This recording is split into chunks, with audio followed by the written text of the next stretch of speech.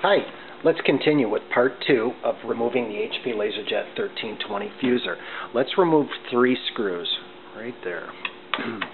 These screws actually hold in the fusing assembly, and that's what we're doing right now, is we're just starting to approach removing it. Again, it's hard to believe that that this fuser is this time-consuming to remove. Okay, let's work from the back now, and we can start to remove some of these wiring harnesses also.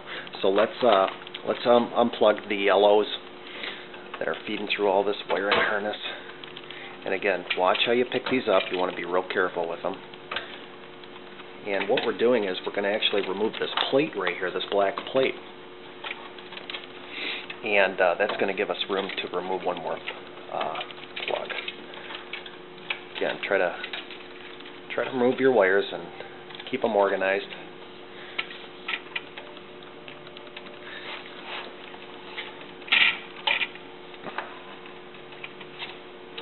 Okay, this black plate, you just want to lift up on the little push lever, lift up on it, push it to the right.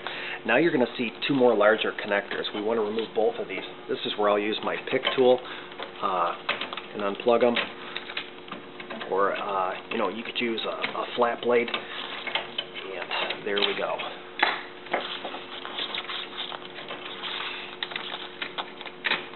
Okay.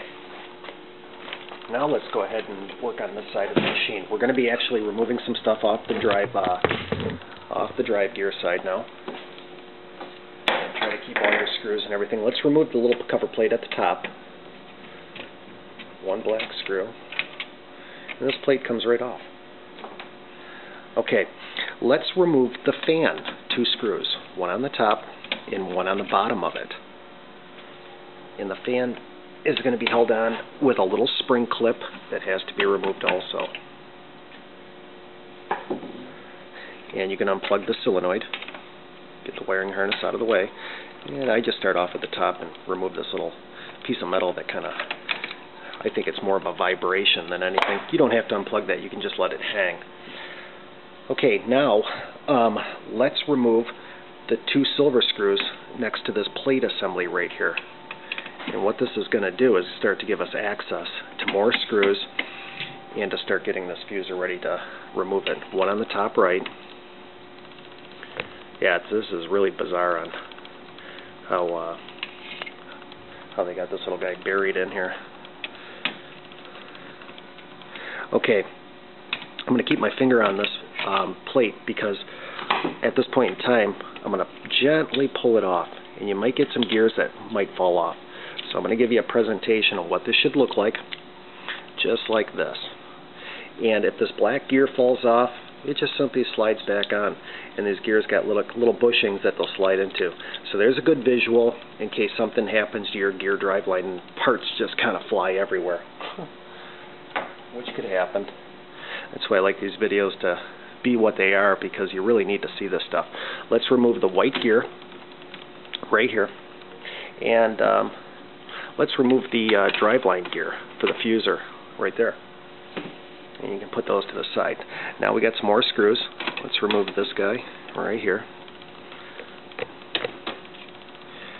And 1 right below the driveline gear on that shaft.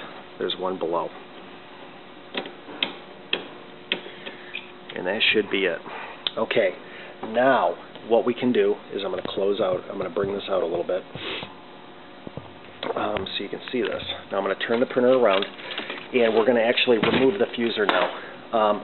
What you can do is actually bend the metal back on the frame, and because it's kind of held in on let's remove this black top piece to the fuser. It slides right off. That's why we had to remove the drive gear. Just pick it up on the right side and lift it off. It's part of the exit assembly.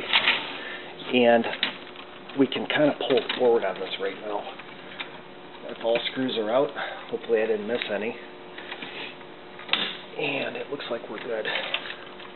Oh, I'm sorry. 1 more. I knew I forgot 1. And that's all part of it. Black one down at the bottom. This fuser is held in by about 3 or 4 screws in. And you're going to have a silver one on this side, which we already got. Okay. Now, this fusers ready to come out. Everybody likes to bend the frame a little bit, just like that, on both sides. See, I'm pushing my hands on it, and there you go. Got a little grounding contact. It'll come off. Just pulled it off. Now, the fusing assembly itself is definitely something that could be re-sleeved at this point. I'm not going to show that procedure. It does require the fuser to be disassembled. Maybe at a later time I'll do this procedure. But at this point in time, what you would want to do is kind of get your wiring harnesses all straight and go ahead and grab your new fusing assembly and get it ready to to reinstall. And that's what we're going to do now. I'm going to cut this video off, and we're going to go into part 3 in a minute.